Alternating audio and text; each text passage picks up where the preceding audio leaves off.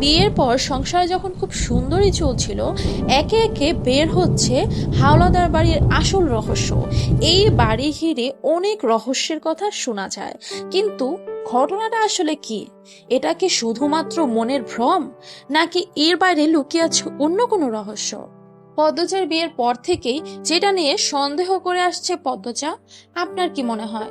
না, আর কিছু মনে করতে হবে না, শুনতে থাকুন আমি পদ্মজা রোমান্টিক থ্রিলার উপন্যাস আমি পদ্মজা পর্ব 32। মাদিনী নদীর বুকে কুন্দু ফুলের মতো জোনাকি ফুটে রয়েছে। পদ্মজা তা এক মনে চেয়ে দেখছে। রাত অনেকটা, আমির ঘুমাচ্ছে। 3 দিনে আমিরের সাথে পূর্ণা প্রেমার খুব ভাব হয়েছে। সারাক্ষণ আড্ডা, লুডু খেলা। পদ্মজা যত দেখছে তত আমিরের প্রেমে পড়ছে। আমিরের ঘুমন্ত মুখের দিকে তাকিয়ে থাকতে থাকতে পদ্মজার মনে পড়লো আগামীকাল ফিরে যেতে হবে শ্বশুর বাড়ি। বাবা মা ভাই বোন সবাইকে ছেড়ে আবার চলে যেতে হবে। ভাবতে মন খারাপ হয়ে আসে। মন ভালো করতে চলে আসে নদীর ঘাটে। জোনাকিদের কুরুক্ষেত্র দেখতে দেখতে কেটে যায় অনেকক্ষণ। আধার ভেদ করে একটা আলোর ছোঁয়া লাগে চারপাশে। এ সময় কে এলো? পদ্মজা ঘাড় ঘুরিয়ে তাকালো। মাকে দেখে একগাল হাসলো। হেমলতা হারিকেন হাতে নিয়ে এগিয়ে আসেন। কিঞ্চিত রাগ নিয়ে বললেন, এত রাতে একা ঘাটে এসেছিস কেন? মার খাসনি অনেকদিন, বিয়ে হয়েছে বলে আমি মারবো না নাকি? হেমলতার ধমকে পদ্মজা মেরুদণ্ড সোজা করে থতমত হয়ে দাঁড়ালো। মা শেষ কবে মেরেছেন পদ্মজা মনে করতে পারছে না। তিনি যেভাবে বললেন মনে হলো না জানে কত মেরেছেন। তাই সেও ভয় পাওয়ার ভান ধরলো। যাচ্ছি ঘরে। পদ্মজার গলা, কি জন্য এসেছিলি? ঘুম আসছে না? হেমলতার কণ্ঠটা নরম শোনালো। কাল চলে যেতে হবে, তাই মন খারাপ হচ্ছিল। হেমলতা হারিকেন মাটিতে রাখেন, তারপর দুহাতে পদ্মজাকে বুকে টেনে নেন। পদ্মজার কান্নারা বাঁধন ছেঁড়া হলো। মায়ের বুকে মুখ চেপে পিঠটা বারংবার ফুলে ফুলে উঠতে লাগলো। কিছুক্ষণ এভাবে পার হলো। এত সহজে কাঁদিস কেন? মা বাবার কাছে সারা জীবন মেয়েরা থাকে না মা। তুমি সাথে চলো না মা। পাগল মেয়ে, কি বলে? কান্না থেমেছে? পদ্মজা দুহাতের উল্টো পাশ দিয়ে চোখের জল মুছে বলল, আমির তো ঘুমিয়ে, তুইও ঘুমিয়ে পড় গিয়ে। পদ্মজা মাথা নাড়ালো। 2 কদম এগিয়ে আবার চটজলদি পিছিয়ে আসে। মাকে জিজ্ঞাসা করে, তুমি ঘুমাবে না আম্মা? ঘুমাবো, চল। আম্মা। হেমলতা হারিকেন হাতে নিয়ে পদ্মজার চোখের দিকে তাকালেন। পদ্মজা বলল, তোমার জীবনের সবটা আমাকে বলেছ, কিছু আড়াল থাকলে সেটাও বলো আম্মা। কেন মনে হলো আরো কিছু আছে? হেমলতার কণ্ঠটা অন্যরকম শোনালো। মনে হয়নি, এমনি বলে রাখলাম। পদ্মজা নতজানু হয়ে নিজের নখ দিয়ে খুঁজছে। হেমলতা স্থির হয়ে দাঁড়িয়ে রইলেন। কেটে যায় অনেকটা সময়। তিনি ঢেকে গলার হারিকেন হাতে নিয়ে পদ্মজার চোখের দিকে তাকালেন। পদ্মজা বলল, তোমার জীবনের সবটা আমাকে বলেছ, কিছু আড়াল থাকলে সেটাও বলো আম্মা। কেন মনে হলো আরো কিছু আছে? হেমলতার কণ্ঠটা অন্যরকম শোনালো। মনে হয়নি, এমনি বলে রাখলাম। পদ্মজা নতজানু হয়ে নিজের নখ খুঁটছে। হেমলতা স্থির হয়ে দাঁড়িয়ে রইলেন। কেটে যায় অনেকটা সময়। তিনি ঢোক গিলে গলা ভেজান, তারপর বললেন, তাই হবে। পদ্মজা খুশিতে তাকালো। নিশ্চয়ই এখন সব বলবেন আম্মা। হানি খালামুনির বাড়ির কথা বলে সেদিন কোথায় গিয়েছিলেন এখনই জানা যাবে। হেমলতা আশায় পানি ঢেলে দিলেন। এখন ঘুমা যা, অনেক রাত হয়েছে। পদ্মজার চোখে মুখে উজ্জ্বলতা নিভে গেল। মা কাঙ্ক্ষিত প্রসঙ্গটি কেন এড়িয়ে যাচ্ছে? পদ্মজা সরাসরি জিজ্ঞেস করার অনেক চেষ্টা করেছে, কিন্তু পারছে না। জড়তা ঘিরে রেখেছে তাকে। মা সবসময় নিজ থেকে সব বলেন, নিশ্চয়ই কোনো কারণে এই বিষয়ে চুপ আছেন। পদ্মজা মনে মনে নিজেকে সান্ত্বনা দিল, একদিন আম্মা বলবে, অবশ্যই বলবে। কালো মেঘে ঢাকা আকাশ, ঝিরিঝিরি বৃষ্টি পড়ছে। লাহারি ঘরের বারান্দায় হাত পা ছড়িয়ে বসে আছেন হেমলতা। সন্ধ্যার আজান পড়বে। চারপাশে এত মায়াবী ঘন ছায়া, মন বিষাদময়। পদ্মজা দুপুরে মোড়ল বাড়ি ছেড়েছে। বিদায় মুহূর্তটা একটু স্বস্তির ছিল না। মেয়েরা এত কাঁদতে পারে? তবে হেমলতার চোখ শুকনো ছিল। মায়ের চোখ শুকনো দেখে কি পদ্মজা কষ্ট পেয়েছিল? কে জানে। হেমলতা বারান্দা ছেড়ে উঠতে গিয়ে আবিষ্কার করলেন শক্তির অবস্থান শূন্যে। এত দুর্বল লাগছে বলার বাইরে।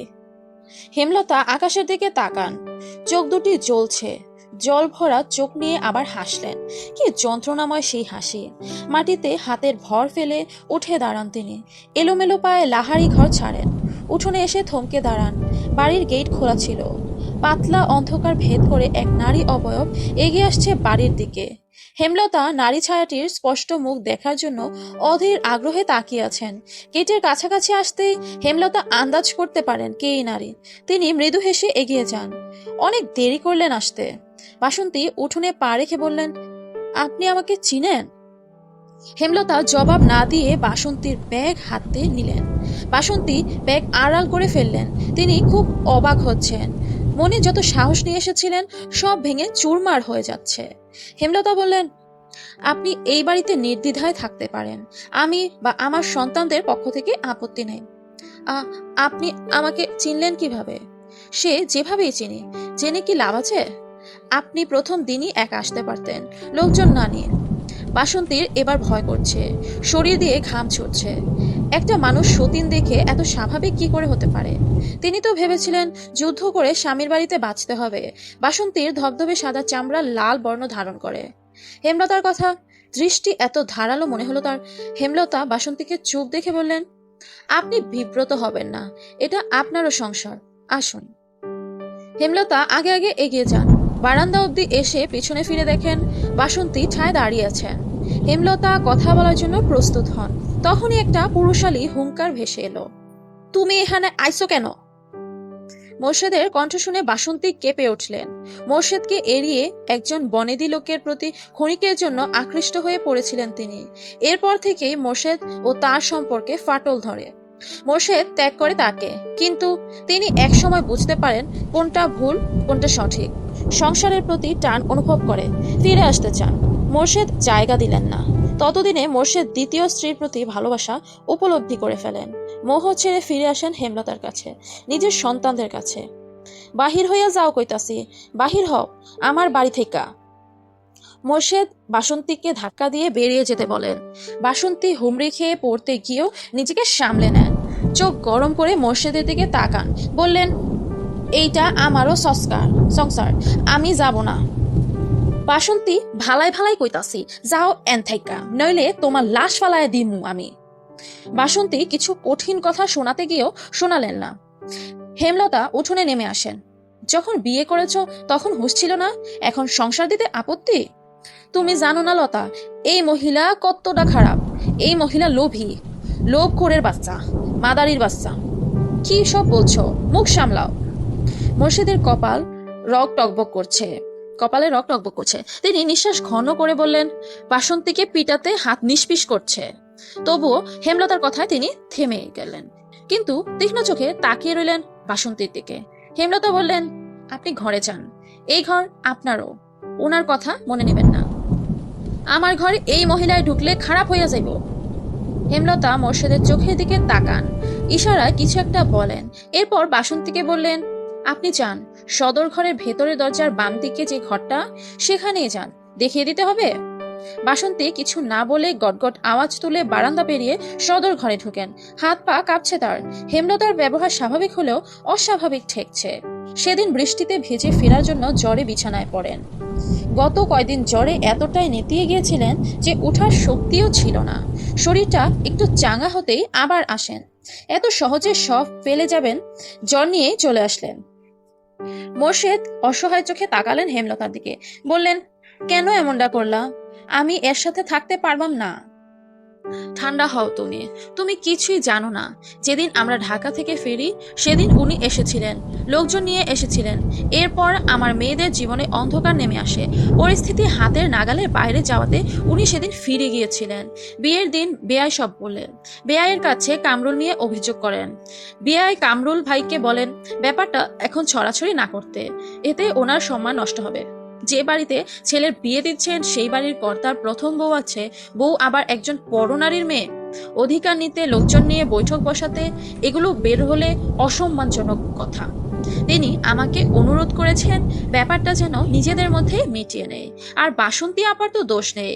সবচেয়ে বড় কথা, আমার সংসারের হাল ধরার জন্য একজন দরকার, খুব দরকার। হেমলতার শেষ কথাগুলো করুণ শোনালো। মোর্শেদ বিস্ময়ে তাকিয়ে আছেন। বাসন্তী এত কিছু করেছে ভাবতে পারছেন না। মোর্শেদ কণ্ঠ খাদে নামিয়ে বললেন, তারে আমি মানতে পারতাছি না, বুঝায়া সুজায়া বাইর কইরা দাও। তুমি আমার কথাগুলো শোনো, থাকতে দাও ওনাকে, ক্ষমা করে দাও। আমি জানি না সে কি করেছে, যাই করুক ক্ষমা করে দাও। মোর্শেদের মাথার খুন চেপেছে। তিনি কি করবেন, কি বলবেন ভেবে পাচ্ছেন না। ক্রোধে আক্রোশে ফুলতে ফুলতে বাড়ির পেছনে চলে যান। নৌকা নিয়ে বের হবেন। রাতে বোধহয় ফিরবেন না আজ। আজান পড়ছে, বৃষ্টির বেগ বেড়েছে। হেমলতা ব্যস্ত পায়ে হেঁটে আসেন বারান্দায়। গোপনে দীর্ঘ নিঃশ্বাস ফেলেন।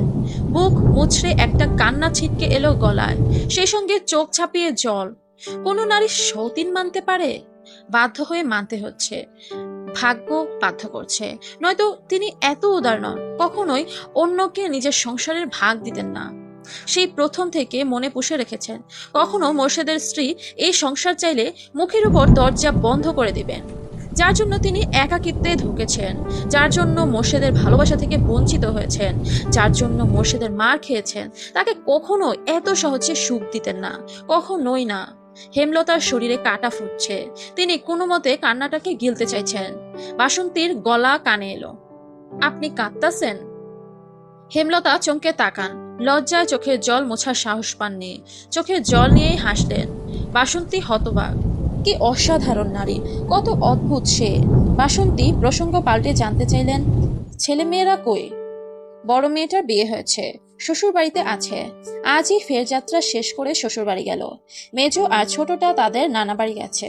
বড়টার জন্য কান্না করছিল, তাই আম্মা নিয়ে গেছে। ঘরে একটা সুডু স্যারা ঘুমাচ্ছে। কে এসে? প্রান্ত আমারই ছেলে। শুনছিলাম 3 মেয়ে শুধু। হেমলতা আর কথা বাড়ালেন না। রান্নাঘরের দিকে যেতে যেতে বললেন, আপনি কলপারে যান, কাপড় পাল্টে নেন, আমি খাবার বাড়ছি। পদ্মজা মুখ ভার করে বসে আছে। রাতের খাবারের সময় ফরিনা বেগম খুব কথা শুনিয়েছিলেন। কঠিন স্বরে বলেছিলেন, বাপের বাড়ির আহ্লাদ মিটায়া আইসনি তো? আর কোনোদিন যাইবা না। এইটাই তোমার বাপের বাড়ি, স্বামীর বাড়ি। আর তোমার ভাই বোনদের কইবা সব সময় আনাগোনা না করতে, বাড়ির কাছে বইয়া সব সময় এইডা ওইডা কথা না কইতে, চোখে লাগে। পদ্মচা বুঝতে পারছে না, তার ভাই বোন তো শুধু বউ ভাতের দিন এসেছে দাওয়াতের আমন্ত্রণ রক্ষা করতে, এজন্য এভাবে কেন বলছে? কান্না পাচ্ছে খুব। আম্মার কথা মনে পড়ছে। পূর্ণা কি করছে? আসতে তো নিষেধ করে দিল, তাহলে কিভাবে দেখা হবে? আমির ঘরে ঢুকতেই পদ্মজা দ্রুত চোখের জল মুছল। পদ্মজার ফ্যাকাশে মুখ দেখে আমির প্রশ্ন করলো, আম্মা কিছু বলছে? না না। তাহলে কাঁদছো কেন? আম্মার কথা মনে পড়ছে। যেতে চাও? চলো। ওমা, কি কথা, এত রাতে আর দুপুরেই না আসলাম? তাহলে মন খারাপ করো না, আমরা আবার যাব কয়দিনের মধ্যে। বাইরে অনেক হাওয়া বইছে। পদ্মজা জানালা লাগাতে গেল, তখন একটা চিৎকার শুনতে পেল। আমির তা লক্ষ্য করে বলল, বড় ভাবির চিৎকার। রুম্পা ভাবি, পাগলের মতো আচরণ তার, পাগলই বলে সবাই। পদ্মজা কৌতূহল নিয়ে আমিরের সামনে এসে দাঁড়ালো। আপনার মনে হয় কেউ ভয় পেয়ে মানসিক ভারসাম্য হারাতে পারে? অসম্ভবের কি আছে? আমার কাছে খটকা লাগছে, ওনার সাথে অন্য কিছু হয়েছে। আমি তো এতটুকুই জানি। আমির চিন্তিত হয়ে বলল। পদ্মজা বলল, আপনি ওনার সাথে দেখা করাবেন আমার? আঘাত করবে তোমাকে। বাধাই তো থাকে, অনুরোধ করছি। পদ্মজাকে হাত জোর করে অনুরোধ করতে দেখে আমির সায় দিল, আচ্ছা, ভোরে নিয়ে যাব, তখন সবাই ঘুমে থাকে। জানেন, আপনাদের এই বাড়িটা রহস্যজনক, কোনো গোলমাল আছে। সত্যি নাকি? আমার তেমন কিছু মনে হয় না।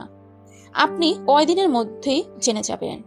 এই তো এসেছেন গ্রামে, আর এসব সবাই বুঝে না। ওরে আমার বুঝদার, তবে জিন আছে শুনেছি। আমার এক ফুফুর বাড়ির পেছনের পুকুরে ডুবে মরেছিলেন, আর চাচিরে মাঝে মাঝেই জিনে ধরে। সে কি? তবে আমি বিশ্বাস করি না এসব। তুমি বিশ্বাস করো? না। আচ্ছা। পদ্মজা কথা শেষ করতে পারলো না। আমির পদ্মজাকে টেনে বিছানায় নিয়ে আসে, আষ্টে পিষ্টে জড়িয়ে ধরে বলল, আর কথা না, ঘুমা। আমি ভর্তা হয়ে যাচ্ছি। এই যে আস্তে ধরলাম। শুনুন না। কি? আমি পড়তে চাই। পড়বে? আম্মাকে অসন্তুষ্ট রেখে জোর করে পড়তে মন মানবে না। আম্মাকে রাজি করাবো। পদ্মজা খুশিতে গদগদ হয়ে উঠল। সেও এক হাতে আমিরকে জড়িয়ে ধরলো। সো এভাবেই চলতে থাকুক ভালোবাসা, আর হাওলাদার বাড়ির রহস্য ধীরে ধীরে ঘনীভূত হোক, তাই না? সেই অপেক্ষায় আমরা আজকে এতটুকুই। পরের পর্ব দেখার জন্য আমন্ত্রণ জানিয়ে এখানেই শেষ করছি আজকের পর্ব।